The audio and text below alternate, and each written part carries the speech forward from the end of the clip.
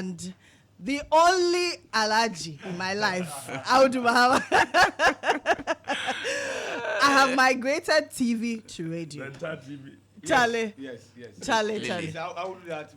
Lily, this is my first time coming to this studio. Wow. Your machines are very powerful.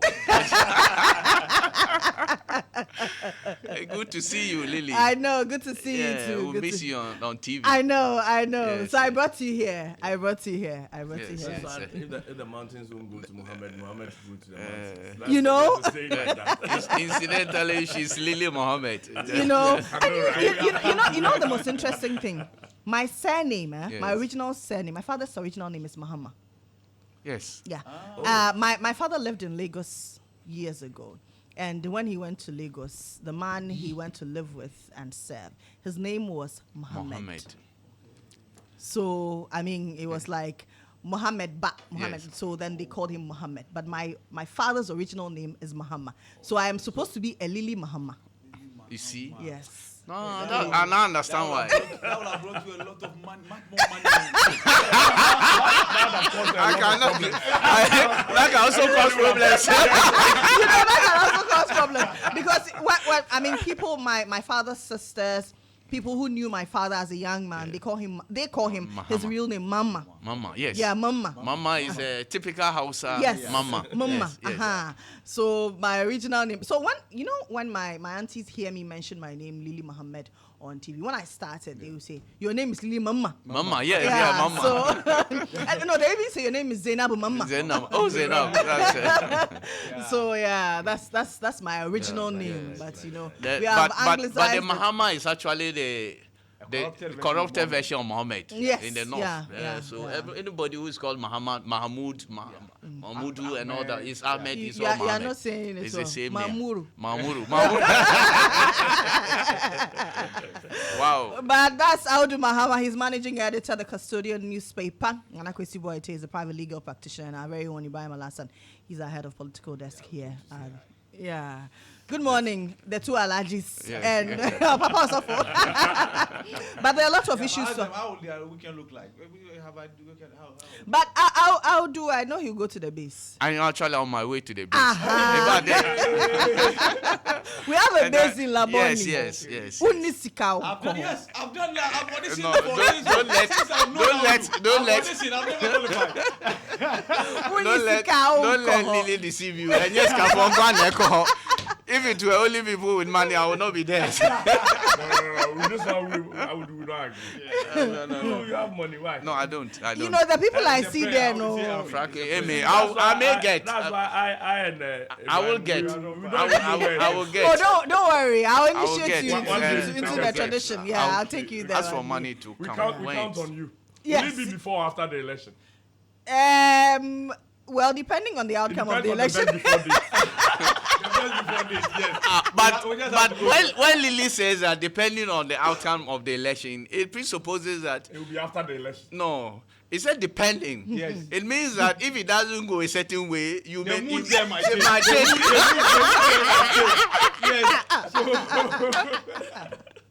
Depending on the outcome of the election. Yes. Whether it will be a celebratory dinner or it will be a consolation. Or at the individual levels, whether you want to save or spend. That's another matter. But a number of issues. Professor Smart Sapon is suggesting that the election is likely to go into a run of the presidential one, even though he's predicting Dr. Baumia will lead. He says the NPP will clinch majority with about 148 seats in Parliament. Is that what we're going to see as reality? In 15 days, we'll know.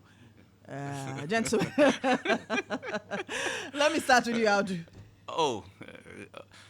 Well, we said it. We had the debate on TV, and we are now here. I'm sure it's going to continue here.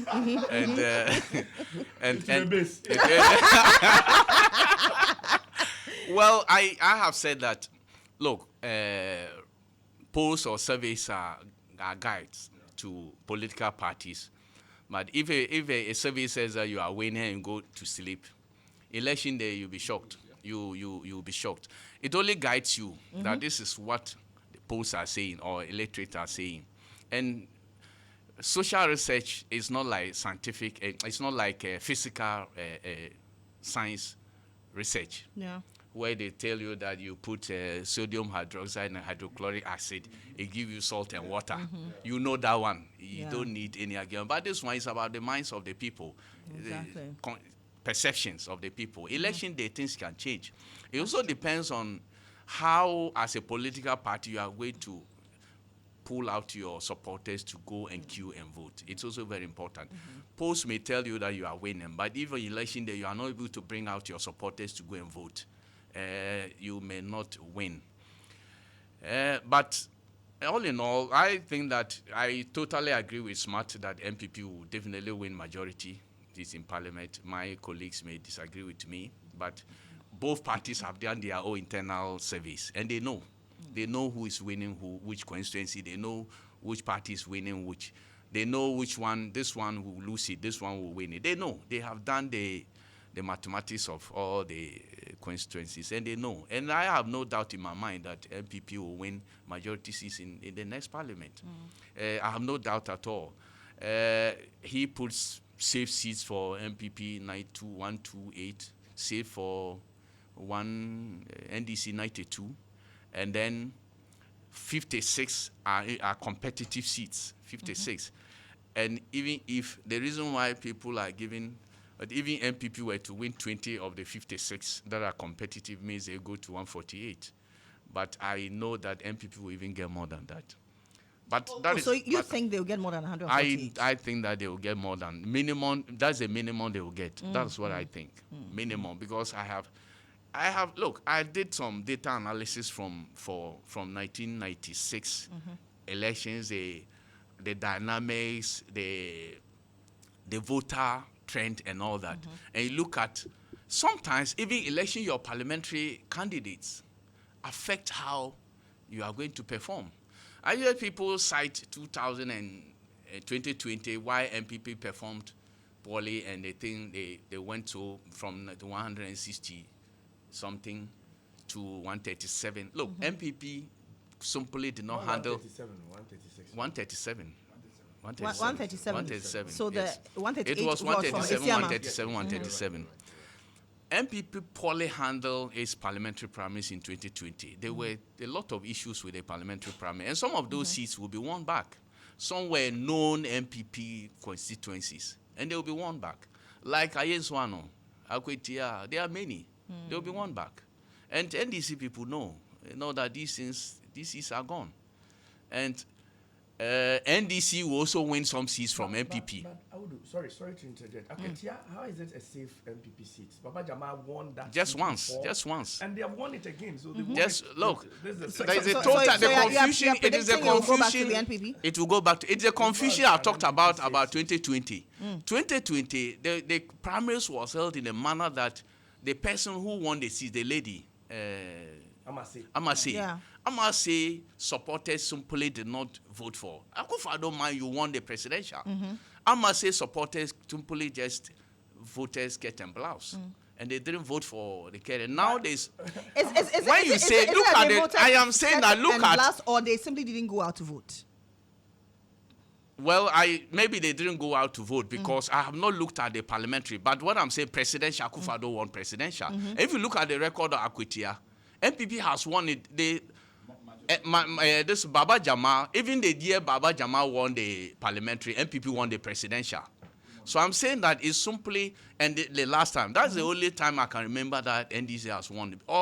Anytime they are winning, there's always a problem in the Akwetia. And that problem has been solved. I must say, and people are campaigning over. Yes, one.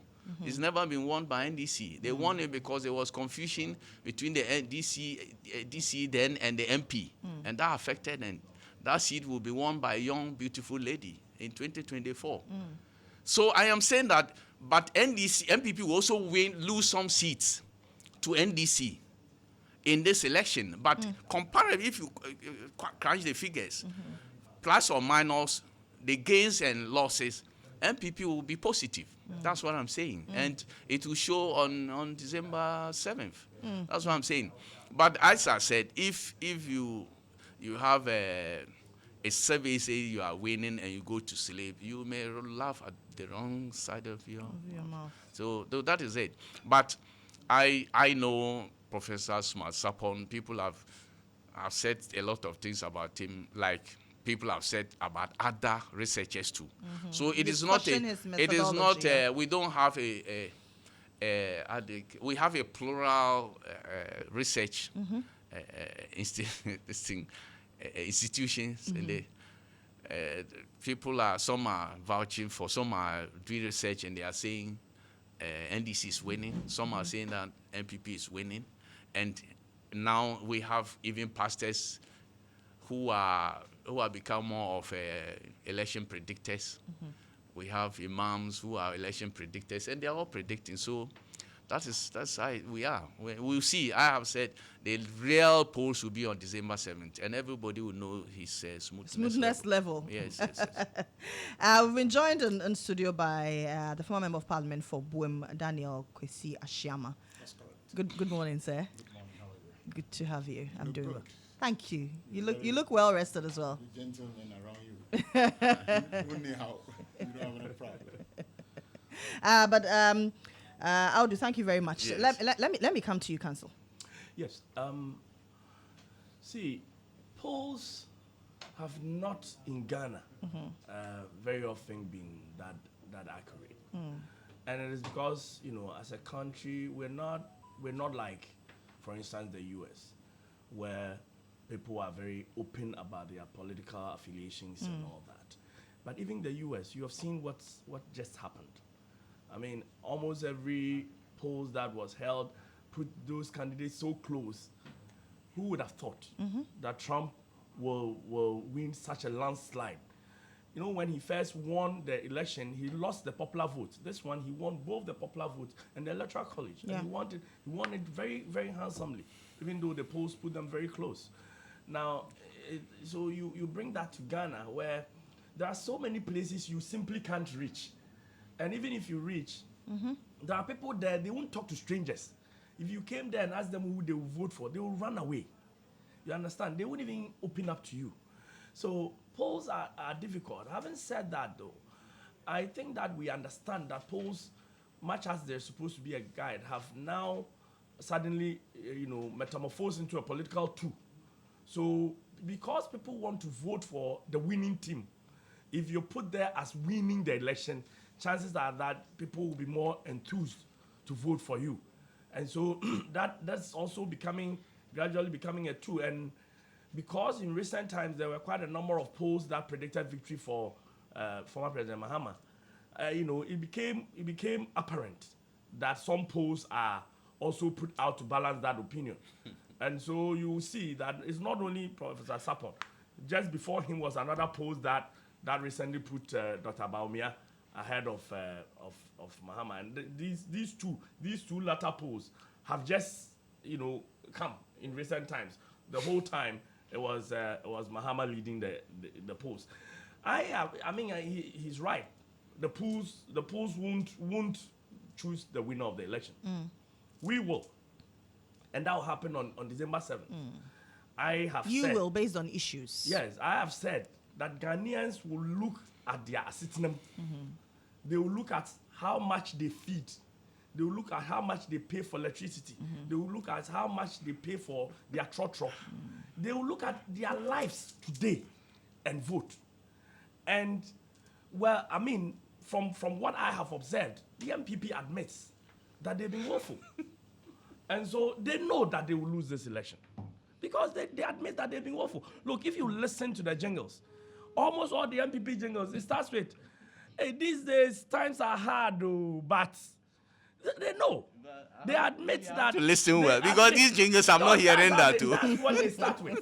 So the truth of the matter But the member of parliament for Efia, Joseph Kujo, yes, he's come out to say, please don't vote against the NPP based on the current economic hardship. No, they know that things are hard. Okay. They know that we are. So that's the example you are citing. No, but he's saying jingles, and I'm citing it. He said they know, and I'm saying that. Well, all right. One of the people in there has also come out to say. There is economic I have this hardship. phrase that Lily, your economy is not my economy. That's No, true. there is no doubt that the economy is bad. There's no doubt that lives are very difficult now. And yes, the MPP will continue to shout free education, but people will tell you won't win the next 10 successive elections because you implemented free SHS. You use that as a campaign for your 2020 election because you have done, and we've reaped the benefit of free SHS. Even that, you will look at the margin from the 2020 election, 2016 election, and how much gains in excess of 500,000, gap that was closed by Mahama, and the fact that he got 47 point something percent in that election, and I don't know how Professor Sapon wants us to believe that he will retrogress to 45% in this election at this time. But I mean, like I said, these polls are now procured. They are literally, election tools. So I'm not surprised, and I will tell you, based on the current economic circumstances in this country, the MPP will lose the election. I don't need a pollster to tell me. And they know it too. And to tell me that the MPP reduced their parliamentary majority, overwhelming parliamentary majority, to, a 50%, not even a 50%, less than 50%. In fact, that the NDC was able to, in 4 years, gain enough to equal the MPP's parliamentary, seats, such that they both now had 137. And to tell me now that trend will drastically again reverse is surprising to me. I don't know how those polls were won. He's talking about Akwetia. Look, the NDC party chairman, who is now the MP, he's a very strong person. And by the way, my wife is from Akwetia, so I know Akwetia very well. Okay. In fact, that the MP's house against my in-laws' house. And I'll tell you for a fact that Amase is not out there campaigning for the MPP candidate as you say, and there is not the type of unity that you claim is there. If you go to a place like Adesu has always, Upper West Achim, has always been, an NDC seat. I don't want it. He's not, if you go and see what Dry is doing there, he's not going to retain the seat. So I am also telling you that the dynamics are very different, and you are right. December 7th, we will know everybody's smoothness level. Yes. Yes. You see, he said the polls are all the polls are being procured, including those that are predicting. Polls are procured. Including those that are predicting win for. When the international ones predict win for Mahama, and the MPP start feeling desperate. They go and procure some. Look. To come and let it look, give me a second. Come and let it look like, oh, no, it's not as if Mahama is winning. We have people also saying Dr. Babaya is winning. Fine. Like we said, we can only put so much premium on polls. At the end of the day, the people know how they are feeling. And it's not the pollster who buys them their ball of kinky for 7 cedis. When they used to buy it for 10 cedis. When they used to buy it for 1 cedi. You understand? It is not the pollster who is paying their trot when they used to pay 50 pesos and now they are paying 2 cedis, 5 cedis for the same commute. So the livelihood that the people are enjoying is what will determine where they will vote, and you watch it on December 7th. The MPP will be punished. The problem, I don't know whether my closing remarks. He's talking about how much food is. I just looked at, Atubiga, Stephen Atubiga, former NDC member. He said you should just ask your grandfather how much dowry he paid for your mother. Also ask your father how much dowry he paid for you, and ask your brother how much dowry he will be paying for so that you get to know that inflation and then things are not static.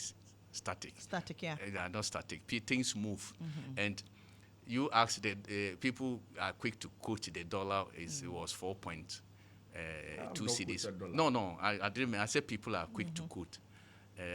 Dollar was 4.2 cedis when MPP came.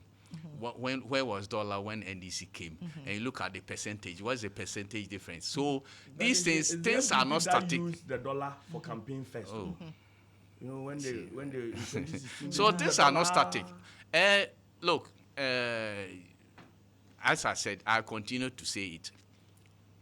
The smoothness level of everybody will be known after December After 7th. December 8th. December 8th, you know. Look, by the midnight of December 7th, you know whether you have won parliamentary majority or not. Oh yes, that's true. So That's the true. best before date. Yes. Is December 7th. Exactly. You know by midnight of December 7th, you know whether you are winning. By the food And the Drug Authority. trend is such that by that time, if you see the polling station results coming and you are losing an election, you know. When the polling station results are coming and you see the trend, you compare it to 2020. How much was I getting? What votes was I getting at this particular polling station? This year, what votes am I getting? And the trend continues in a certain manner. You know that when you are winning, you know you are winning. When you are losing, you know. So on December 7th, every day, all the polls will be determined. This is about this international polls. Fish. If you look at fish, they are bullying. They quoted copiously the local ones. Musa Dankwa, fish quoted me. And fish doesn't do the research. Fish doesn't do research that Smart does. They don't go to the field. We all know that fish has credibility. Which they have failed before. They have failed in election predictions before. Please allow him. They failed election predictions before, like any other person. Look, there's this U.S. Professor. He's predicted all elections based on some 10 keys. He said he has. In fact, the last one he lost was Al Gore. Then Al Gore, we knew Al Gore and George Bush Jr. We all knew what happened. Al Gore even went to court later, he had to withdraw. He even predicted that one correctly. And out of the 10 that he predicted then, it was only that one that he makes. He predicted that this lady was going to win. Kamala. For the first time, he failed in his prediction. For the first time, he failed. So as for researches and predictions, you can predict. But when election day, you know what Trump did to win this election on election day? He pulled the people out to vote. The blacks who supported Kamala Harris simply stayed at home. They didn't come out. Look at the figures. I'll forward it. Look at the figures. Hundreds of thousands of blacks didn't come out, who are mostly Democrats. Didn't come out to vote. That's why I'm saying that if you are not able to pull your people out to vote for you, surveys may say that you are winning. By election day, you will lose. All right. That is it. Let me listen to Honorable. Honorable, your take on the latest poll by Professor Smart Sapon. Thank you, Lily, and good morning to you, to my colleagues and listeners. Lily, polls are fundamentally good for intellectual exercise. Right.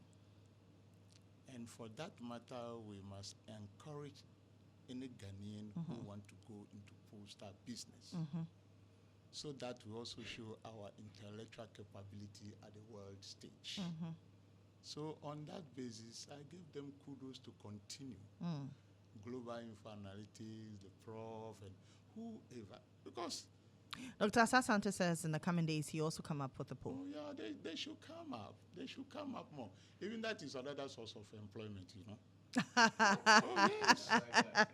Yeah, because people will get some money. The Employment is getting data so collection, yeah. The only problem I have is that we as Ghanaians, we don't actually take time to analyze these polls And very interrogate well them.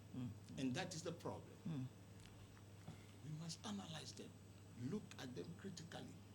Because Prof. one that came, he gave us this table, respondent category. Yes. He gave us the respondent. So I started looking at them. I am not criticizing, but something boggled my mind. I said, oh, the first one, artisan, second, chief farmer. Then you move down again, you get farmer category again. So I asked, who is the chief farmer and the farmer? You see, it boggles on intellectual analysis. Who is the chief farmer? They are commercial farmers. They are peasant farmers. But he stated chief farmer. Chief farmer and farmer. So I asked, why should Prof do this to us? The statement must be clear. That is it. And then you move again, you see all these people have been categorized. Then you come to community member. Who is a community member? Aside the artisan, chief farmer, clergy, commercial driver, elected assembly members, who is a community member. And ironically, when you look at it, this community member has 20%. Who is a community member? Lily, if I ask you today, who is a community member? Who is a chief farmer and who is a farmer? No. Well, community member could be an ordinary member of the community. But your table shows that you have categorized all the people in Ghana, because this community member can also probably they don't have any profession at the time. I agree. I said I'm not criticizing, but next time it should come clear, so that when I pick it, I don't take a phone and call him that who is a community member. That is what I want. But Lily, like my colleagues are saying, these polls, they are very good to guide us, okay? But the truth of the matter is that after all this intellectual assessment, you come back to your personal economy, your pocket. That is where I had a caller telling that that is what we are talking about today. The MPP has no excuse to be playing moral suasion today. And I say, what did you say in 2016? You told us that you are competent and that Mahama is corrupt. Atamios and Mahama, they borrowed 111 billion. That is the debt they left with us. And then add Omampeni Kufuor 9 billion to it, then it becomes 20 billion. Now, in this 111 billion that the MPP is always talking about, that we have borrowed so much, we had 2 oil fields, Sen and Ten. We had a Tuabo gas plant. We had car power. We have a Mary Power. We have Ridge Hospital. We have Bank Hospital. We have University of Ghana Medical Center. We have Airport Terminal 3. We have Harbour Terminal 3. We have Maritime Hospital, just to mention a few, and multitudes of polyclinics and hospitals and universities and all this. And under this 111 billion. Now, today we have a government that promised competence, that promised to deliver for 8 years, has borrowed 644 billion. Why should we be sitting down here saying that the economy is hard? 644 billion. Take a pen and write that. You have 9 zeros added to 644. But when you go to the health sector, it is so nauseating. 644 billion could not complete Agenda 111, 111 polyclinics or hospitals. It couldn't. 644 billion, we still don't have food after planting for food and job. 644 billion debt on our head. We move ahead to conduct the DDP in this country, where the government of the day, historically, on the first time of the history of this country, took the citizens' money by force, whether you like it or not. It's a shame. Per this simple analysis, it is a disgrace for Bawumia to be campaigning, because he's the chairman of the economic management team, who Nanado promised us that he brought him from Bank of Ghana to come and support his economic agenda. So why are we here? Why are we here? With all due respect to Bawumia, he has no shame other than that. I said it from the word go that anybody who issue Bawumia a form to fill to contest doesn't love Ghana. Not at all. How from so? their party headquarters. How so? No. Look at issues that I've mentioned. Somebody borrowed But the president has stated that the buck stops with him. So has the president deceived us to tell us on the campaign trail that this is the reason why I'm bringing this man? So you have 2 people deceiving us. Whilst he was campaigning, he saw that is why I brought Bawumia from Bank of Ghana to come and support me. because Sidinoye Hata Hata, have you heard him? I am not saying it for him. So it means the president or the candidate then has deceived us, and the vice president has succeeded to endorse that deceit. And that is very, very bad. Look at the doomsday that we are experiencing now. But these people will tell you it is not true. They will tell you it is not true. The other time, I was sweating like fish on my bed. They will tell you it is not true. Just yesterday, they did another one. So what has happened, because during NDC time, they said, okay, it is money problem to buy gas, isn't it, from Nigeria? Now, Mahama has brought that gas through a Tuabo gas plant. So what is the problem again? Mahama brought it. The cow power is here. And every Ghanaian will attest to the fact that we moved part of Ameri to Ashanti region. And Genstar has laid a line for gas to move to Ashanti region too. So what is the problem? What is the problem we are facing? Asogli is off. And I'm pleading with all the IPPs to come out and say, because MPP is going to lose election. Now, if they don't come out, MPP will say that, didn't we say it? We said that Mahama will bring Doomsday again. No, the Doomsday is here with us. That is why Asogli plant has to shut down. They could not pay. They take money, they will not pay. They share the money and chop. Why is it so? Why should MPP be using free SHS as their campaign message, while they could not pay WAEC to release the SHS result for students to go to university? What a shame. And they still move about talking. It's amazing when I see MPP people debating. So amazing, because they lack this environmental analysis. And Prof in his post to shut the door to this environmental analysis. They should ask the MPP why. Free SSTs, yes. Do you just want to feed the people and then leave them? They've written the exams. They must continue to university. The results are not released. WAEC is saying that it is because you did not pay them. What a shame. What a shame that we be hearing all these things. So to me, Ghanaian will be the right judge. Ghanaian will be the right judge. Use your economic situation to judge this government. Use this to judge this government. Because it is so surprising that this government will talk so much. Every sector that you get to is bad. Every sector you get to is bad.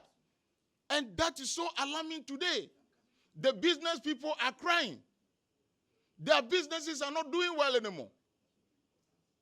Facts to remember, the CEO of Kama Health Services, Ajekum, he died. He complained before dying. He didn't die in silence. He said the government banking setup, cleanup, has caused his business. Mm-hmm. And the man has died. Mr. Gentile has walked in studio this morning. It's good to see him in black. My dear legal luminary, please come and sit by me. Come and have a seat. I have some, so that just if I 2 say minutes. anything illegal, you correct Yeah, Aldo has just 2 minutes. Sit down, my brother. I have not landed yet. Yes, Okay. I'll let him land and then I'll take you. So these are the issues on the table that Ghanaians are going to use. Ask yourself, why should Mahama, during his time, get cocoa for Ghana to 966,000 metric tons? But today we can't even get 400,000. What has happened? Because now we have the competent people there, right? So what has happened? Why is it that the competent people are there and they don't give free fertilizer to cocoa farmers? Why is it that they don't give them their cathedral to spray on their cocoa? Why is it that the government didn't pay them bonus? Why? These are the questions. Why should Cocoa Board incur so much debt? Why should Cocoa Board incur so much debt? Why should the PBC assets be threatened by banks to take them? The government today have given the cocoa price, but when you go to my hometown by car, smuggling is going on this right now. The government gives 3,000. You didn't send the money. Talking on the mic or radio is one thing. Releasing the funds to the rural people is another. That has not happened. That has not happened. And I ask myself whether MPP people are living on an island. Go check the price, producer price at Togo. If you change it into Ghana cedis, it's close to 7,000 a bag. And my president is buying a bag for 3,100. If you have this, yes, squeeze your face a bit because I'm coming from a farming area. This is the simple mathematics that is happening at the rural areas. My hometown in Wem is Baika, old and new Baika. I am telling you that when you go there, you see smugglers buying cocoa from farmers. Wow. Because of the inept or incompetent government that we have. You couldn't take the environment into consideration. So if the government is in Accra beating its chest that I'm buying cocoa a bag for 3,100, Togolese are buying 6,500. And my constituency is a border constituency. So what do you think the farmers there will do? So this government is not there to protect the Ghanaians and the Ghanaian businesses at all. And that is why we are suffering. And I am very sure this is what people are going to send to the ballot box to go and vote. Because when they sell the cocoa to Togolese, they are not going to get free fertilizer from Yadema. Do you get me right? They must get the free fertilizer from our government. The government is not up in doing. And so you see these polls coming. And do you know the reason why I agree with this post? Because the respondents are asked a question that who among these can be the best person to destroy Ghana? That is where Baumia is leading Mahama. Yes, the best to destroy Ghana. Yes, these two. So Baumia get 49, I agree, and then Mahama get 45. But if you want to talk about who is best to manage this economy, and looking at their track record, during Mahama's track record time as a vice presidential, 2011, the growth of this country moved to 14.0. Has Baumia gotten that for 8 years? So I shared out what makes somebody think that Baumia is better than Mahama, except the question that I've asked and answered. That the question the respondent had to answer is that who among these candidates is best to destroy Ghana the more? Then Baumia will be the first. Audu, you had some things you wanted to say. Very scandalized. Say, I heard my former MP talking about Doomsaw, and I cringe. Doomsaw? He's talking of Doomsaw now. But have you had your lights go off in the last couple of years? Yes, lights goes off. Do you do what we experienced under Mahama in 4 years? Doomsaw? You are talking of Doomsaw today? Look,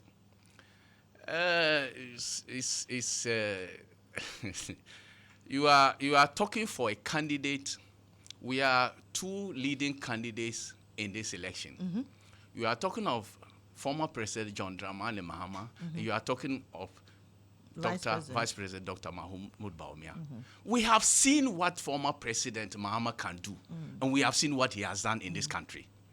In fact, he's performed so poorly that he was the only sitting president of this country that lost almost 1 million votes in this country. It has never happened, at least as far as I have existed in this country. It has never happened. He came back again. He lost by over 500,000 votes. And even that one has been the highest in terms of figure, in terms of, how do you call it, absolute figures. Even that one has been the highest in this Fourth Republic in terms of absolute figures. You are talking of these two candidates. One has not been president before, and you say that all the ills of this country must be on him. Somebody who has been president before and has mismanaged this country to the extent that we have to go to things run down. He couldn't pay nurses, training allowances. He couldn't. Look, for the first time in my life, people can lend me. I never saw that teachers, nursing trainees and teachers would be sitting at home because they were not employed. I never saw it until, if anybody has any record of that, in the mass numbers that were unemployed under John Dramani Mahama. The backlog of nurses and teachers who were trained. And when I went to secondary school, I regretted for not going to training college because those days we wanted to go to sixth form. You would go to sixth form, they say that. I went. Yes. I went. Yes. So and when you finish, you had employment direct. You saw direct employment when you finish your training college. Yes. Under Mahama, it didn't happen. People finished right now, the people are weeping. Honorable, when you were talking, I kept quiet you because I didn't come. strong. I will be going very soon. I'll be going very soon. I came. If you stay like I was not built to. I was just passing through. I was not built to be here. So you allow me to let me respond to a few of the things you have said. Look, I am saying that under this Mahama, we saw what happened. It's when you say people say that, oh, but that's why Ghanaian rejected him. And we brought Edip Gabe. But Ghanaian rejected him for his poor performance. He's the person you want him back again. Somebody who has been rejected for his poor performance, you say that he's now the saint to do the magic. Look, if it were a different candidate, nobody would challenge anybody. But this is somebody who performed so poorly. He lost the highest. He got the highest defeat in 2016. He got defeated in 2020. You said he should be voted for. But this person who has never been president, who has only been vice president, he should not be considered. I think Ghanaians will be the best judges. We see the person who is competent to lead this country, who is not competent to lead the country. And he was talking about economic growth in 2011. Look, check the records. Mahama was never under Mills chairman of economic management team. He wasn't. One professor, Nankani or some doctor, I think it was, in fact, there was something called Economic Advisory Council. He was not even a member of that council, advisory board or council. Former President, then Vice President, was not even a member. You have people like Professor Mills's younger brother, Dr. Cadman. We had I think Dr. Dufour was part of the team. He was then finance minister. We had a team. He was not part. And even if he was, you talk of economic growth. When President Kufuor, that was oil that gave the 2011. It was the oil that President Kufuor discovered that your party said it was Ajongo. That gave that economic growth. If you were even economic management, chairman of economic management team, vice president, the economy grew in 1 year by 11%. You became the president. For 4.5 years, you were president. You grew the economy back from 11% to 3.2%. You said we should clap hands for you because you manage the economy well. Is that what kind of this? If you were vice president, if really you were in charge as vice president, you got the economy to grow by 11% in 2011 under a president, and you became in charge for 4.5 years. You brought it from 11% to 3.2%, and everything collapsed. He himself said, why didn't he implement many things? Because the economy, he said the economy, we have to go to IMF for a bailout. That's why the unemployment there. It was under him that I heard of Unemployment Graduates Association. It was under him. That is the person, the track record of the person you are bringing back, who has mismanaged this economy, who has brought this country to its knees, 4 years of doom. So he's a person you think that Ghanaians should trust their faith in. And the person who has not been president before, the person who has been vice president, we'll see what he has done for this country. You may disagree with all the things that he's doing, but the Ghanaians are the best judges. I have said it. Look, we will say all the things that we are saying on radio, on TV, and all the polls. The best polls will be on December 7th. And everybody will see his smoothness level. And the vanquished should accept he has lost, and the winner will be magnanimous. And this country will move forward. That's what I have to say. As I said, I am just passing through. I was on another program. I decided to. I've not seen your studio before. I've entered there today, and I am impressed. Maybe next time when I come, I will but the team you were talking about, that was the Economic Advisory Council. Team. There was no economic management team. Team check whether there was economic management under Professor Mills. You find out. I am not. Look, Lily, check whether he was not a member of that advisory board. John Mahama was not a member. It was Pakwesi Misasa. It was Togba Pede. I never blamed him for. I said he said that the man you have blamed him. No, You belong I to a said he group that was did a that. president. He was in charge for 4.5 years. That's why I'm blaming him, not under Professor Mills. If anything happened under Professor Mills, you held Professor Mills responsible. Even some of the things he built, this rich University of Ghana, all under Professor. Nobody mentions Professor Mills' name today. All is under Mahama. It's All our is party. Oh, Is it not our party? so But governance is a Professor Mills- I continuous. know that. You see, I know that. He sat there and said that they are borrowed. No hospital has been built. I am challenging I you. mentioned your agenda 111 for you. Look, Lily, Specifically. let anybody, look, you look at all the Ghana gas, what and what. Look at the budget for it. Look at the amount for it. That one. I thought you were done. No. You signed out. No. I am just going to conclude by saying that, look, he spoke about free senior high school and all that. That is But something there's actually a letter Okay. on November 23, 2010. Yes. Appointment as member of the economic management team, Okay. which was given to John Dramani Mahama. Signed by J.K. Beba Kumensa, Secretary to the He's President. a member. Yes. He's a member of economic management team. Yes. So there's a letter to that Oh, you effect. what? No. Is he a member or chairman? He's a member. Oh, you see, it is not. Look, I am saying that You have said there was no economic management. I have said that because what I know, look. You see, this is not a lifetime matter. I'm You say it's a pleading member. with I didn't Ghanaians say not to chairman. vote for you people. Your see? mouth is too sweet. You see, MPP, they shouldn't vote for you. Honorable, Your mouth is too sweet. Honorable, will you I allow don't me think to, I've said anything Honorable, wrong. will you I allow? think you guys are My mouth is very sweet. Ghanaians are listening to me whether I have a bitter mouth. Honorable, please allow him land. Ghanaians are listening to me whether I have a bitter mouth or a sweet mouth. Then Mr. Janto Look, can join me. look, Oh, Mr. Janto, where are you going? anyway. Oh, Anyway, don't worry. I just want him to land so that he can take leave of me. let me take my leave and thank your listeners. No, no, Yeah, no. I'll do it. Doesn't matter. Actually, He was not built to I was not join. built to be here. No, Yeah. I was not built to be here. No. The person who is to be here is not here. Please No. pass the microphone to Mr. Janto for so me. there's No, you be here. so let me say thank you to. But But next time you want you next one honorable. I want you to listen to Mr. Janto. Lawyer. Then if Lawyer. if, yeah, so that you can rebut if necessary. Okay, Lily, Mr. Janto. Good morning. morning. Good morning to my fellow panelists. So now I have two what do you call it? Have we gone? Lawyers. Have we gone to IMF? Yes, we have gone to IMF. Mahama took us to IMF. Akufo-Addo took us to IMF.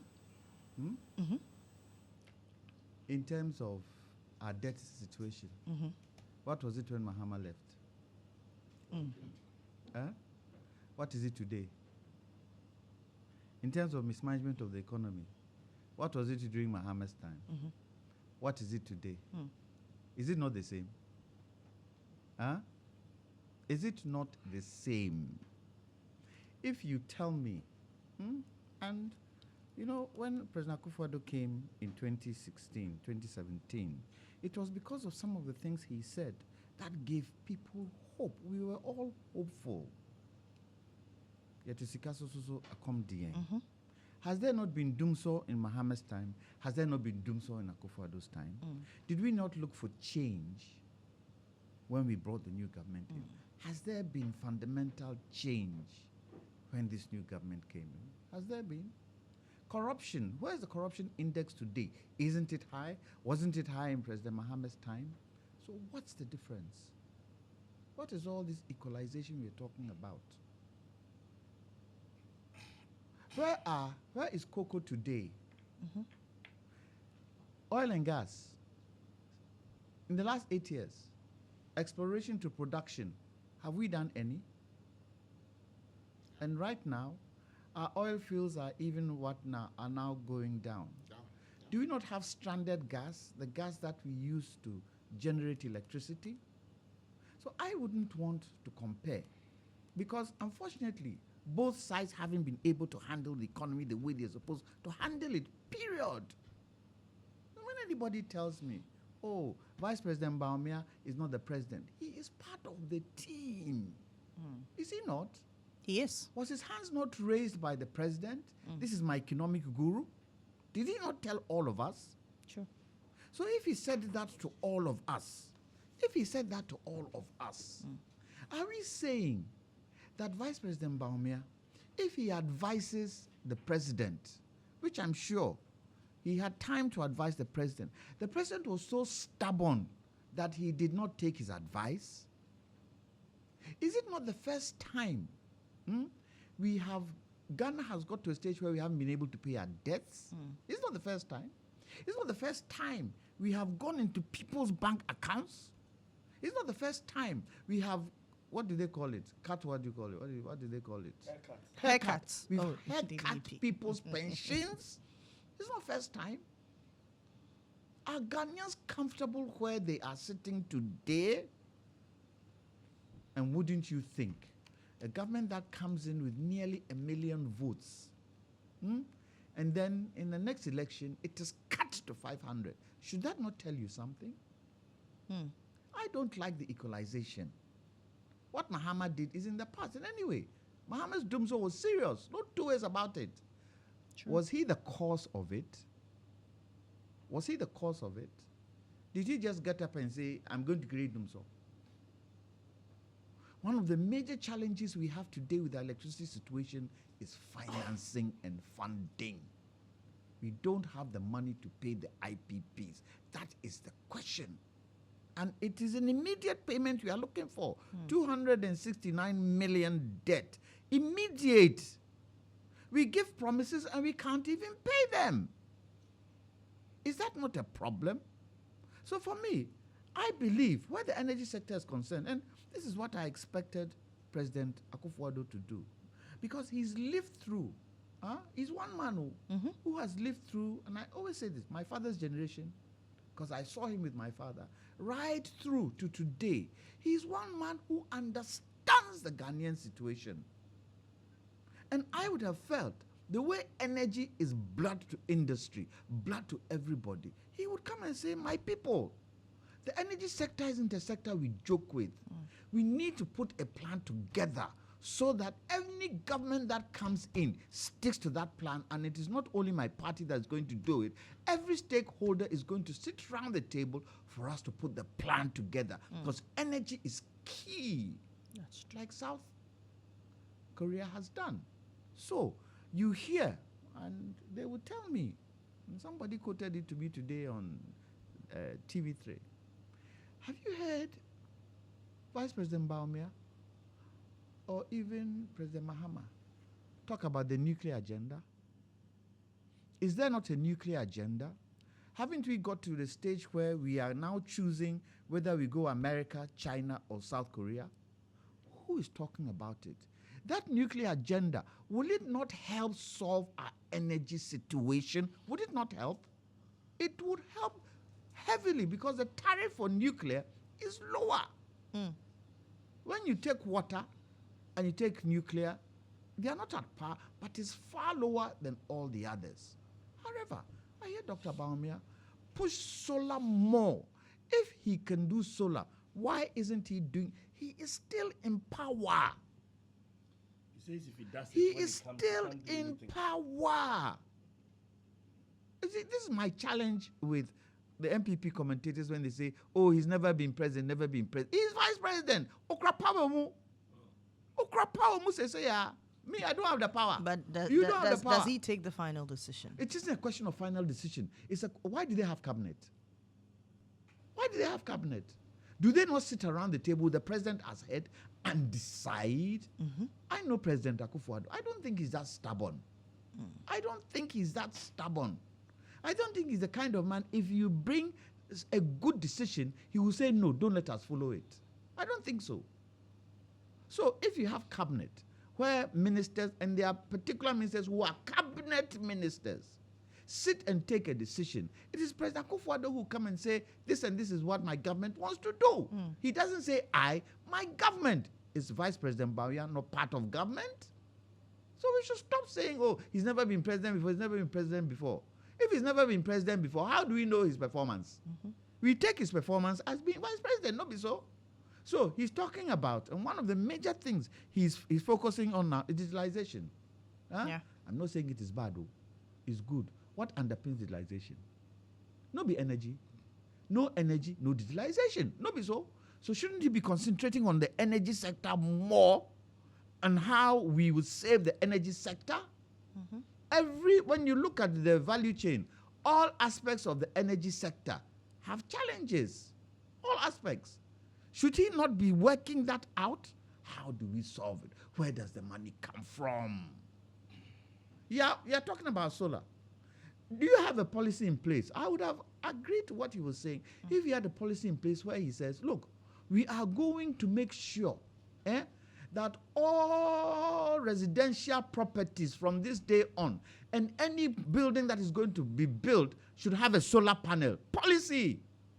Then when you say what you say, because there's a policy, guiding it. Are you telling me he couldn't have told President Akufo-Addo that, no, we need a policy on solar where residential, and then we move all conventional power into industry? A gradual process.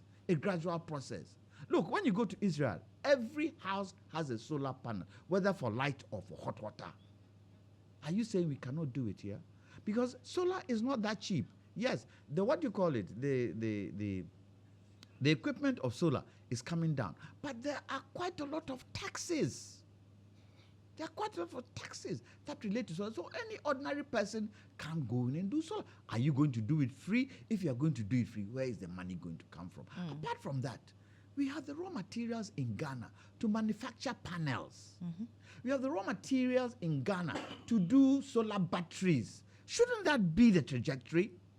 That we want solar. So we are going to use our limestone. We are going to use all the, we have to do our own panels, and also get the lithium to manufacture the batteries here, so that in the next 10 years, we would even be a center for solar in Africa. Should that not be the trajectory?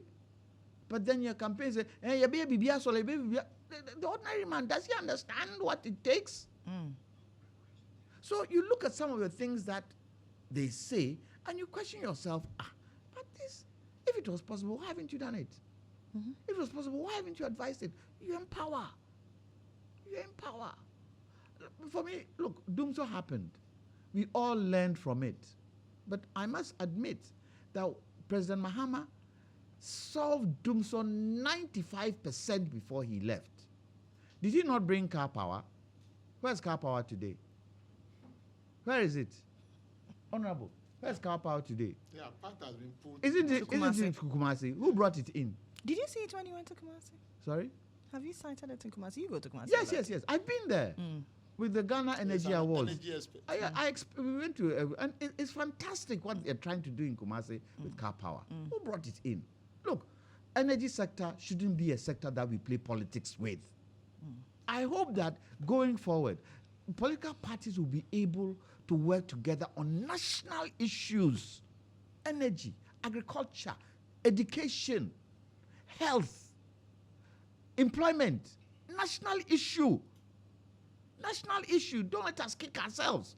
Let's sit. Let's talk about it. Let's put policies together that any government will fix that, will tune into that policy. Like we are now going to elections. If that policy was in place, NDC, CPP, they would go according to the policy in place. It is how you now put it in motion that could be different. But the policy is already there. America, they have certain policies that no party, the Democrats or the Republicans, don't joke with, because it is already written in stone. You've got to follow it, irrespective of who you are. Should that not be the same? Should not that be the same? And then we come and we bastardize political parties, and it creates a certain dysfunctional effect where the people are concerned. I think we've got to a stage where we've got to learn from the past. We are not learning from the past. We are repeating the same old thing. 2016, the things we are talking about, are we not talking about it? 2020, we're not talking about it. 2020, we are talking about it. 2020, we talk. No. Yeah. Something has to change somewhere. Because look, we are not building political parties. We are trying to build a nation. And we can only build a nation together. There's perpetual succession. Some of the things that President Akufo-Addo is, what do you call it, commissioning today, it started in the NDC era. If the NDC do come into power, any party that comes into power apart from the MPP, when they come, they would also continue what the MPP has left off. Let us look at that vein and move the country forward. My particular situation now is that we are not united. We are too divided. It does not help. That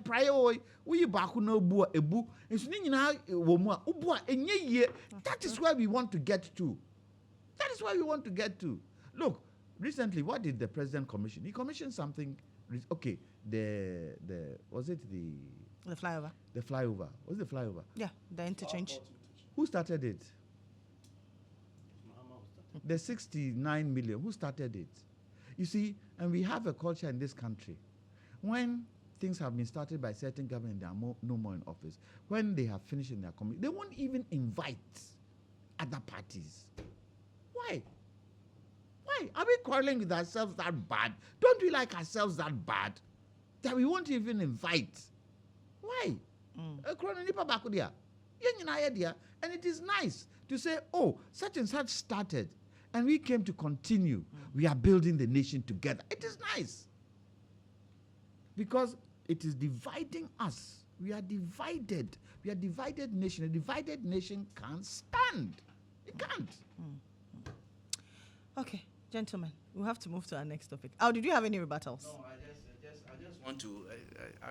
I think I was scheduled for another program. But I just want to read this Article 58. 58.1.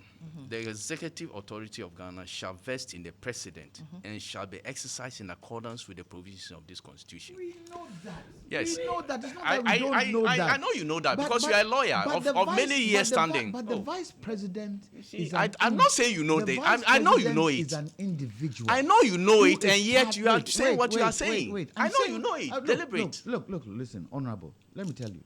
I know what you said, but the vice president is part of government. Okay. You cannot tell me he's not part Okay, of government. okay, He's part of government. He sits at cabinet. He's the one person who does not need an appointment to see the president. Look. Are you saying that he does not advise the president? Lily. And if he does not advise the president, does the president take it? I read this provision not because you don't know, because of course I know. You are a lawyer of many years standing. I read it because, look, the cabinet that you people are talking about, even cabinet decisions, cabinet meetings, whatever they are not binding on the president. We all know. So why you see? What is it? You are lawyers. I am not a lawyer, but let me talk. It has got nothing to do with lawyer. Okay, please. Absolutely nothing to do with lawyer. Yes, but at there's least a allow me government, to. there's a but- cabinet. allow me to. But the president stated categorically that the buck The buck stops with the and so president. every decision. And yeah, he shouldn't have cabinet meeting. Oh. Yes. They shouldn't have cabinet we meeting. are wasting money. The see, president should you just see. take We are wasting decisions money. and rule the country. I need to make this I point. think. It is not this election. Look, This look. election, how do- Let me just conclude. Let me just conclude. I'm going for another program. I'm going for another program. I'll take your rebuttal. going for another program. I am wanted him saying to that. land. I wanted Look, him to land. I'll take This your. is the your third the term. vice Because he wants to president go, I want to can be please blamed for all the things that have happened in this government. The vice president, because he's part of government, can be blamed. So the person who has been president before cannot be blamed for any problem. That is for Ghanaians. But is that a reason Ghanaians See, change it? The Yeah, issue cancel. is about the MPP government. The MPP government. And if the MPP admits that the government has failed, then you cannot exonerate the vice president. And say that, give us another. Is he going to be, he will be Minister for Defense, he will be Minister for Health, he will be Minister for Education, he alone, the president. Is he not going to work with the same team that has failed? And we are saying, look, this election, you keep talking about Dr. Bawumia is different from Akufo-Addo, but it's the MPP government. They are talking about winning majority in parliament, not so, not the MPP. Or that will be Bawumia too. Let's be honest with ourselves. The truth of the matter is that once you admit that the government has failed, you have no business turning around and telling us that, oh, this one, he was in the back. And so, look, it's President Akufo-Addo that appointed ministers. If the ministers were bad, right, he can come and tell us after that, oh, I admit that our ministers are bad, but we have some other people. If you have them, why didn't you, line them up for the work? You claim that you have the men, you have the men, you have the men. And now power was given to you. After 8 years, when there are problems, you can't come and tell us, oh, these problems are there because Mahama didn't solve them. Mahama didn't. Ghanaians gave him what he deserved at the time. They felt, oh, you have not done well, and they gave him the sack. Look at what happened in the US. You say, oh, but he said that, oh, but for the candidate, then, look, the US decided that Donald Trump, at the time they were voting against him, was bad. Yes. They voted heavily against him. After they went, 4 years, Biden was there.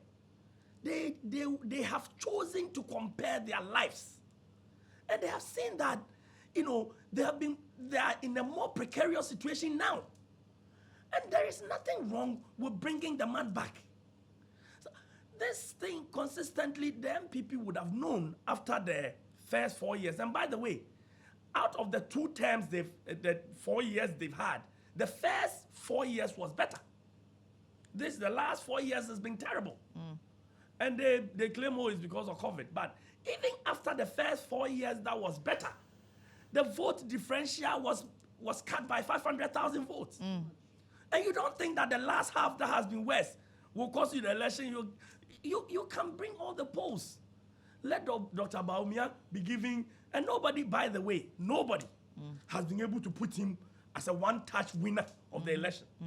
Even the people who are seeking to favor him, they still will put him somewhere around 49%. That should tell you that even the people themselves are not confident that he'll win. The polls that have put President Mahama as winning the election, they put him at 54 point something percent. So now he's hovering at 51%. The truth of the matter, well, I mean, the latest global info analytics poll, it says 51%. Who's 51%? John Mahama. And the winning vote is 50 plus 1. Yes. Bottom So line. No, sorry. So bottom line is that, look, I have said this, I will say it again. This election, Ghanaians, and I will be utterly shocked if Ghanaians assess their lives and they still feel that another 4 years of the MPP government, not Baumia alone, MPP government, another 4 years of it is where this country ought to be. I'll be utterly shocked, but then so be it. But I doubt that the majority of Ghanaians today, with free SHS and everything that they talk about, will still give the MPP another term. They won't. So for you, you don't think Ghanaians will retain the NPP? No, you see, we have to do this country a favor. Now, political parties come and they go. The NDC might come back to power. And if they come and after 4 years or 8 years, they are terrible, I will urge Ghanaians to vote them out again. And bring. But at this point, today, here, as we sit, I mean, what disservice will it be? It will be cruelty, literally, to say that in spite of the very abysmal performance of the MPP government, I will emphasize that we should still retain them in power. And Baumia, I mean, come on. You see, what is worse, and I've heard him on the campaign, what is worse is the level of dishonesty that is being churned out. Because there is no way you would tell us that, oh, I said that it is, if the fundamentals are weak, the exchange rate will expose you. But the current exchange rate is not because the fundamentals are weak. I mean, how do you say that? You look at intellectuals in their face and you say that. How do you say that you have built more airports? I've heard him say, we've built more airports than Mahama. Where is it? Even if we credit you with the Kumasi one, which, by the way, is not to your credit, you still compare that to the one Terminal 3 that President Mahama built. How do you say, where are the hospitals you claim you have built? I mean, everybody knows the magic that happened at Ridge. Everybody knows the University of Ghana Medical Center. You know, where, so even in the midst of, you see, it's different when the person is humble pie. Says, well, we've had difficulties, we've not done well, we promise to do better. But on the campaign trail, they still insist that in fact they insist they're being the best government in history. How do you do that? How does the vice president stand up and say, go and bring that to your Nkrumah?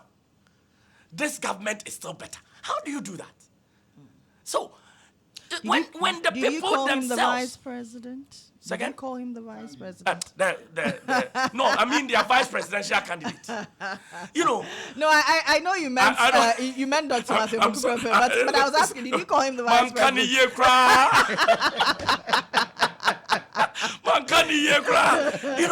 But how do you do that? And so it is the level of dishonesty. It is the refusal to admit that this government has been woeful that gives you the indication that they won't do better. You see, repentance starts from admission. And if there is no admission, there will be no repentance. So, look, we can go on and on and on about this. But why? December 7th is less than 2 weeks away. You see, Lily, one of the things that one would start poking holes into some of the things that are being said by Vice President Baumia. He's told, it was in Ashanti for what, 15 days? Yes. Or 16 days? 15. He said, we are going to build railway to connect here, connect here, connect here, connect here. Have we been able to build railway in Ghana to connect even certain parts of the country? ECOWAS has mandated every country, especially through the coast, to build railway to connect. Have we been able to do it? Is it that easy to do? Is it that easy to do? Then Vice President Baumia says that, he tells people doing Galamsey that I'll make you millionaires. Does he know what it takes to make a millionaire? What does he mean? But I'll make you millionaires. When I heard him say that, I asked myself, is this an intellectual speaking? Telling Galamsey people, I'll make you millionaires. Today, have you been able to solve Galamsey today? Those are the things I expect you to talk about, but not try and give certain promises that you know is going to be difficult to handle. Every government has 4 years, not 8. Sure. Every government has 4 years, not 8. Can you build this railway you're talking about in 4 years? So you poke holes in it, and it doesn't make sense. You ask yourself, is he just deceiving us because he wants votes? It's difficult. I know you have something to say. I want us to move on to our next topic. Okay. Do you have anything? Do you have something you wanted to add? I do have, but it belongs to you. Okay. This week we've had accusations galore. The NPP and NDC have been trading accusations on plans to rig the December polls. The chairman of the Election Security Task Force, that's the IGP, has assured of maximum security. And then there's a military officer, Lieutenant Colonel Kujo, who is saying that if you foment trouble, I will beat the hell out of you. Gentlemen, let me take your thoughts. Let me start with you. Thank Honorable. you, Lily. Actually, in these 2024 elections, we want peace, and peace must reign. My communication officer, Sami Demfi, had a press conference. Yeah. And spelled out the information he had. And they mentioned Brigadier Opoku, who is the Central Commanding officer. Yeah. Yeah. And told Ghanaians the information that he had. But looking at the precedents that Colonel Opoku then have set, as far as Ayawaso West. Then Colonel Opoku, he's now Brigadier General. Yeah. Have set during the Ayawaso West Wagon by-election. You see, and the government set up commission of inquiry, Emil Short Commission of Inquiry. And in that report, the final report indicted Colonel then Opoku for the happenings at the Ayawaso West Wagon. What did the government of the day do? They rather promoted that person, the person who has been cited for contempt or punishment, has been promoted and now sent to the Ashanti region. And so the information we are gathering, the NDC has gathered, is what we put in the public domain. To me, it is a very good information. Till date, Lily, what has been the action of the government of the national security if they think what Sami Jenfi said is a lie? That very day, I expect them to take action. Find out if it is true, because he mentioned his residence in Kumasi. To come and tell Ghana that, oh, what Sami Jenfi said was a lie. There is nothing in that building. Because Sami Jenfi is ready to give them the location. Once you have mentioned somebody's residence, it means you know the location. So that is my worry today. That I think today is the third or fourth day that he made a press conference. Yeah. We've not heard anything from the national security or the military. We've not heard anything. Minister for Defense, we didn't hear anything. So that is seemingly endorsing. Or even the CDS. Yes, none of them have said anything about it. Now, only for the NPP. Kujo, the Kujo. Oh, military Lieutenant Colonel Kujo. to come and say that you did. Look, that is what I am saying. That look, But you know he permitted on something. If you foment trouble. now in our elections, do we send military people there? No. That's why the IGP came out to speak. Did we send military people there? No. So don't be thinking about that. You tell them that the power belongs to the police. Even the police on that day, they shouldn't be holding guns. I've been a member of parliament before. Sure. The batons and other things, that is what they should hold. Unless otherwise, before they act. So we've not gotten to the realm of the military. They should sleep. This election will be peaceful because people are already hungry and weak, and they are just going to vote their mind. Period. Nobody is going to call anywhere. But you know, people who vote and overvote, and they have been saying it on the social media in some regions, those people must be prevented from doing so. The eagle eye should be there. And I'm sure this time round, NDC is not going to accept the NPP people to become their polling agents in some regions. So those things, you see, there is no problem if every political party do what is expected of them. That, okay, we have our agents, the pink sheets and all those things, by regulation is pasted, anybody can go and take picture. That is the new regulation now. Go and take picture. Where comes the war? Where comes the fight? Nobody is going to fight. But we'll make sure that the right thing is done. Everybody's vote must be counted. And everybody must have one vote. In a situation that some people want to have 3, 4, 5 votes, that must be stopped. And it could be stopped by the polling agents and the election officials. Because you are going to give out the papers to the people. So that the ballots to the people. So that is what we are looking at right now. And I wish every Ghanaian a peaceful election. Because this is the only country that we have. Absolutely. You know, some people, when you listen to our friends, you see when they are young, and say, oh, I want to go to America, I want to go to Europe, I want to go to what, UK or what, name it. At that tender age, they find things good. But they don't know that it is a trap. These countries that I've mentioned have set traps for you. When you get there, once you don't have a child, things will be rosy. And the trap will catch you immediately you have your first child. Because that place is not like Ghana. You can't leave your child. The school fees are high. You have to rush to work. You have to come this. You pay rent. By the end of the day, excuse me with all due respect to them, many of them, when they grow and they realize that they couldn't realize their dreams, with all due respect to Ghanaians, you see that they started importing goods to come and sell in the same country that you ran away from. That this country is bad. Now, when you are growing, you couldn't achieve your aim, then you started importing goods. You see fridges, you see mattresses, you see furniture. Fine, it is good. But if we are to stay here, we will plan to do and manufacture the furniture ourselves here, not to bring somebody's own that will actually trample on our city. So please, that is why we must be in this country in peace. We have everything. God has given us everything that we can use to develop this country.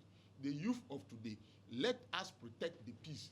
And the youth who will be called, oh, come and do this, come and leave this, please, don't do it. Don't do it. Let everybody's vote count. And let us have a very peaceful election. Because we are using the issues to go and vote. His Excellency John Dramani Mahama is saying that, look, when I come, the banks that Nanado have closed, the microfinances that have been giving women small loans, they closed 432. Now I am coming to open the women's banks for you people to do business. The land that has been destroyed through Galamsey, we are coming to reclaim this land and plant them with cocoa, with odum, with oil palm, with coconut. These are the raw materials for that what? Industrialization. And so we must get ready to work. He is also saying that the cocoa farmers, I am coming to support you again, like before, free fertilizer, chemicals. And then on top of that, I want to have pension for you. That is the policy of His Excellency John Dramani Mahama. He is talking to the university student that will be entering school in January. Do you see that MVP people are playing game? They don't want to allow the student to go to school before December. Do you get to that? So January. Oh, how? But they've not released. Have the SHS results been released? No, not yet. Because WAEC is owed about 160 Yes. million. So the WAEC is owed by who? Is it NDC or the government? The government of the day. The government of the day, which is being managed by the MPP. So you realize that your first year academic fees, you will not be paying. January come. So parents be ready. Vote for Mahama massively. And I'll plead with Ghanaians to vote massively for the NDC MPs. Okay. Vote the MPP MPs out. Why? I don't hate them, but because we have to do constitutional reforms or review, which will take the power out of the presidency. MPP people love power. They don't love Ghanaians. So you see the way Nanado has really used the power, appoint his uncle or what to a minister of finance, road, they are there. So they were just what? Sucking our money. We need to review the constitution so that the president will not have the power to appoint the minister of finance. He should not have the power to appoint the chief justice. He should not have the power to appoint the attorney general. The institutions and civil service commission, they should be responsible for that. And before you are put there, you must prove your worth to be able to handle that position, not the family and friends that we are seeing. And all these things needs constitutional review. And so when you have a more NDC MPs, they will give that support to this constitutional review. That is the reason why I am asking that Ghanaians should vote at least 170 or 180 for NDC MPs. Okay. So that we have a solid parliament. Okay. To make this review. Honorable, hold on for me. Please hold on. I want to bring on, I don't know if he's on, government spokesperson on governance and security, Dr. Palgrave Boache Dankwa. Doc, good morning to you. Good morning to you, Lily. I trust you're doing well. I am very well, thank you. Alhamdulillah, and I hope you are well. I am also doing very well too. The NDC has leveled accusations against your party that you're planning to rig the elections, and we've also seen counter allegations by your party. I heard Henry Nana Boache say that they were going to your party was going to present a petition to the IGP. Where are we on that? And so a very good morning to you and to your listeners and to state that yesterday there was a meeting that was held that was chaired by the Inspector General of Police, Dr. Joseph Dampare, and it was the Election Security Task Force Committee, which is chaired by the IGP together with all the other security services from the Ghana Armed Forces, from the Immigration, the Ghana National Fire Service, prisons, and all the security couples. And this is a stakeholder meeting that is held. We met the media about a few days ago, 2 days ago, and it was very clear in yesterday's meeting to alleviate fears that is being put in by the NDC as NPP is going to rig the election and to defray all those myths and disinformation that is coming from the caucus of the NDC. And to state very clear that as a new patriotic party, we uphold the rule of law, we uphold peace. We are going into the election as a free, fair, and transparent electioneering processes, and we are entreating all the Ghanaian people to come out in their numbers to also exercise their democratic rights and franchise. Now, in this particular presser, your national organizer made mention of a meeting in Obuasi. And yesterday I spoke to the MC who was present, former MC who was present at this meeting, and he stated emphatically that there was nothing of that sort. So it's important that we don't dwell on a lot of these issues. I mean, because we've had the NDC come out with various videos from Obuasi trainings of people that they are doing to be able to cause mayhem in the electioneering processes. I'm aware that the Inspector General of Police and the entire Ghana Police Service has stated that they're going to get these people and ask them various questions. And so we have sent issues to represent the institutions, and I'm very clear that they are going to work on this. But we played a very peaceful election. Yesterday's meeting had all the political parties, politically the NPP and the NDC, and we both have pledged to a peaceful election. We have also stated that we are going to exercise our democratic rights and franchise, and told our members from the political party to ensure that peace remain at the various polling stations and constituency. The IGP was very clear that he is the commander for this election. He is the only person that can call for reinforcement from the military. But Doc, I'm wondering, did you present these videos to the IGP, the said training? Did you present these videos to the IGP when you met him? The Ghana Police Service already even picked up intelligence before we sent our petitions, and there was a communique to that effect. And so that is clear, and that settles it. Okay. Doc, thank you very much for speaking to us. Thank you for the opportunity, Lizzie. So that's Dr. Palgrave Boachi Dankwa, his government spokesperson on governance and security. He says, they've presented a petition to the IGP. Council. Senior counsel.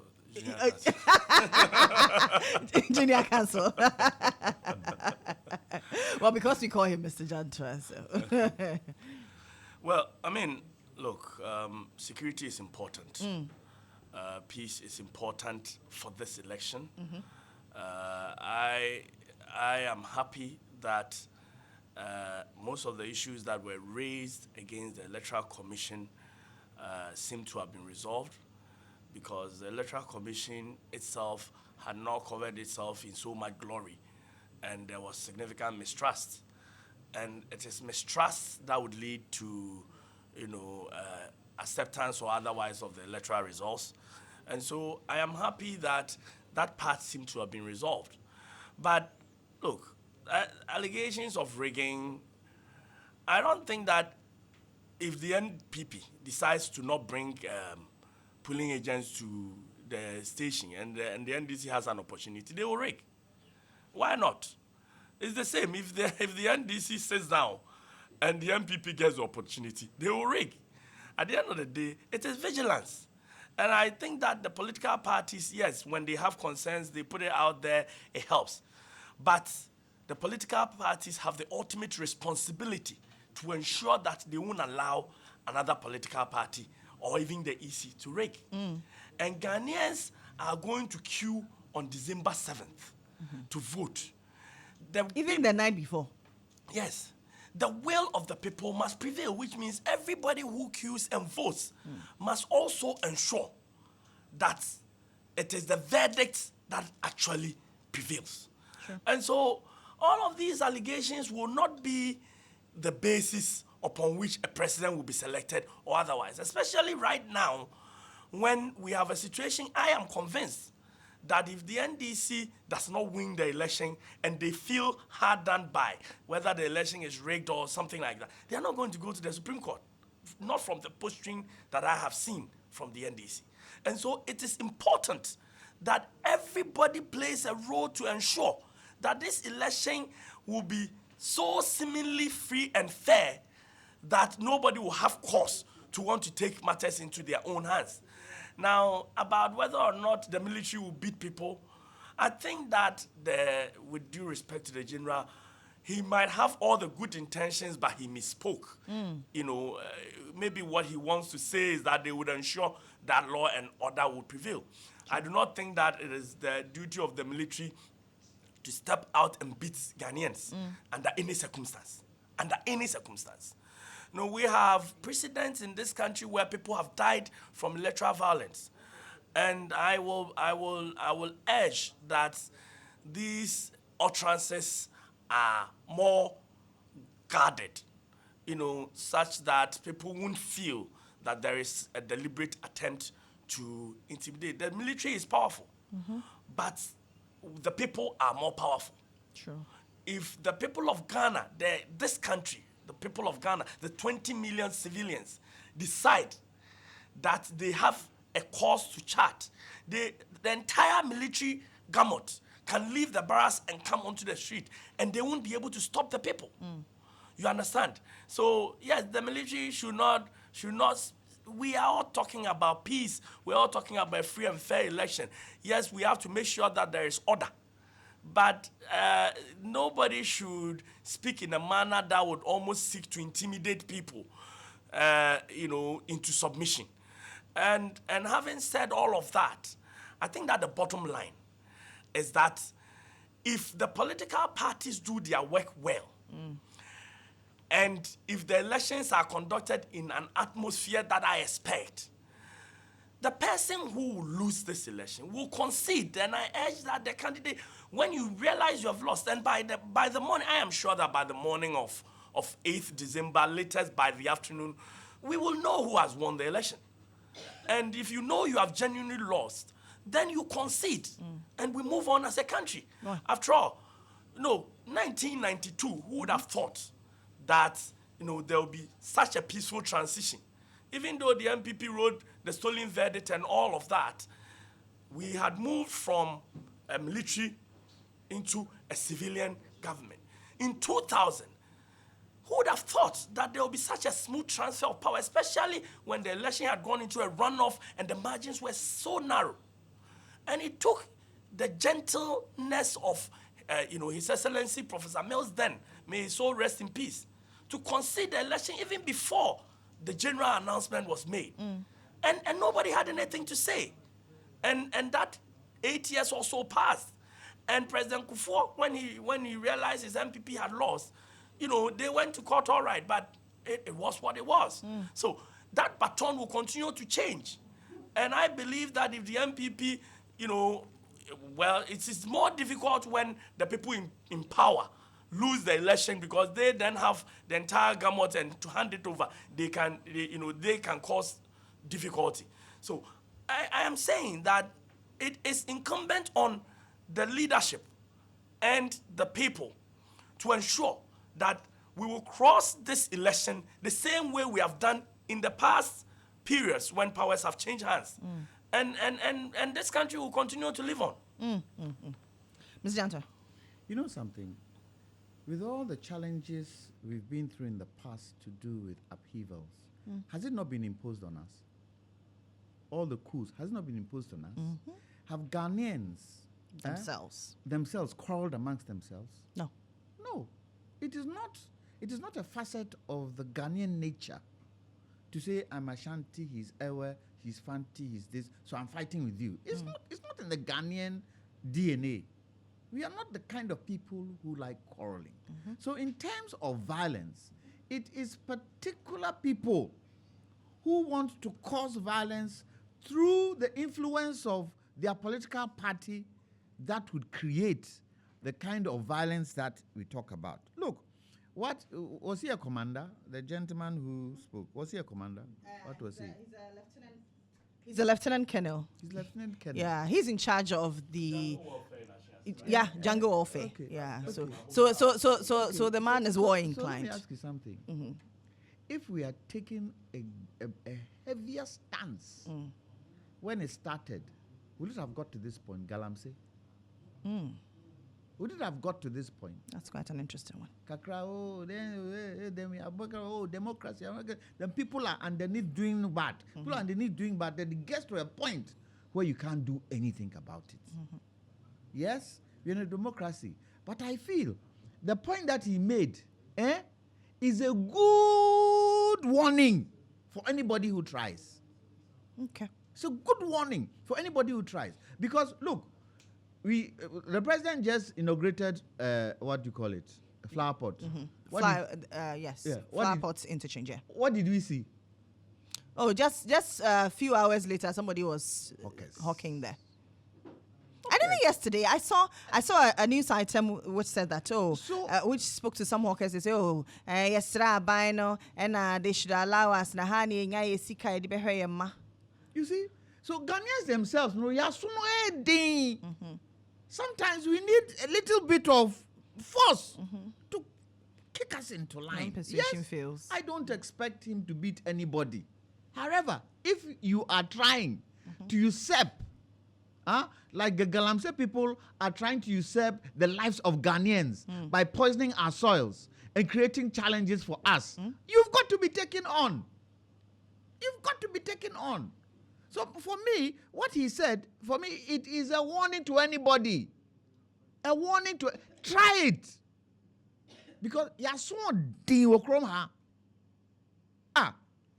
tractor drivers, what do? Do they not drive on the hard shoulder? Because the police aren't acting, they go ahead and they do it. A lot. A lot. Do we like it? No. Do we say anything about it? No. Street children. Do you have laws against street children? Are they not splitted everywhere in the country? Do you do anything about it? So sometimes force can help. Let me go to the kennel. And for me, when the NDC talked about it, I expected the kennel to come. Oh, now he's Brigadier General. Brigadier General. I expected him to refute it. To come in and refute it. And tell the NDC, show me the evidence that you say I'm doing X, Y, Z. Because he has a slight on him. Now let me read the slight. Do we trust Emil Short? Yes. We trust Emil Short, don't we? Yes. We trust him as somebody who is honest and will do the right thing. Yes. So let me go to his report. And let me read what he said about Brigadier General Opoku. He says, the commission recommends the reprimand, and I quote, the reprimand of Colonel, he was a colonel then, Mike Opoku, for being ultimately responsible for the outcome of the SWAT operation at the Bawaleshi School polling station. His liability is further reinforced by his failure to properly define the mission for which the SWAT team was sent and ensuring that the SWAT team complied with the defined mission. Further, he failed to conduct the internal inquiry into identifying the culprits of the offense when revelations became rife that there were operational lapses resulting in violations of human rights. This was what was said against him. Was anything done? No. Absolutely not. Was he not promoted? So why won't people feel that he's being used? Look, the rigging there, if it's at the polling station, we'll be able to control it. If it's at the polling station, because eagle eyes will be there. For me, where the rigging can be serious is the Electoral Commission. Right. What happened in 2020? How many times was the presidential vote counted? And results called. And results, how many? 4 or 5 times. What does that tell you? What does that tell you? So, for me, it is not the polling station bit. You will see. Some of us will be going around, if you are not on the media, will be going around. But Electoral Commission, that is where the challenge is. The Electoral Commission should be able, beyond all reasonable doubt, build the confidence in the Ghanaian that they are above everything. Now, let me end by saying, Lily, I don't want a majority in Parliament. I don't want a majority in Parliament. What do you want? I want one party to have majority and one party to be executive. Okay. You know why? This particular Parliament, the hang one, has brought up so many things that we overlooked because we had majority. And if the party in power has majority, they will revert to some of the things they used to do before. So I don't want that. Okay. I want a situation where the opposition who would lose a majority and there's a different one. So let's work it. It builds our democracy. It builds our democracy. Well, the gentlemen have said it all, and they say, Mr. Janto says he wants one side majority, one side executive in Parliament. Let's see how we work. Because you see, He says you should vote for the NDC. It's a house of consensus. But Junior Kas, what do you say? You should vote for the NDC or the MPP? Oh no, I think that. I've already indicated that the MPP has been woeful. They deserve to be where punished. Parliament is concerned, that's for sure. it's a house of consensus. It's a house of collaboration. We've got to be able to work together because we represent the people in the house. Period. I think that if we give the executive to the NDC, we must as well add Parliament to them. Otherwise, No, let's try. I can't try. Thank you very much. Yes, you'll be ungovernable. Kwesi Ashama Why is would it be the ungovernable? former member of We have to Parliament work together. for Buem. Kwame Jantua is a private legal practitioner and leading member of the CPP. Nana Kwesi Boateng is a private legal practitioner. Today he's junior counsel. because my senior. Yes. When I came, he gave his seat to me. Yeah. That's respect, man. Thank you very much, gentlemen. A while ago, we also had Audu Bahama. He's managing editor, the Custodian newspaper.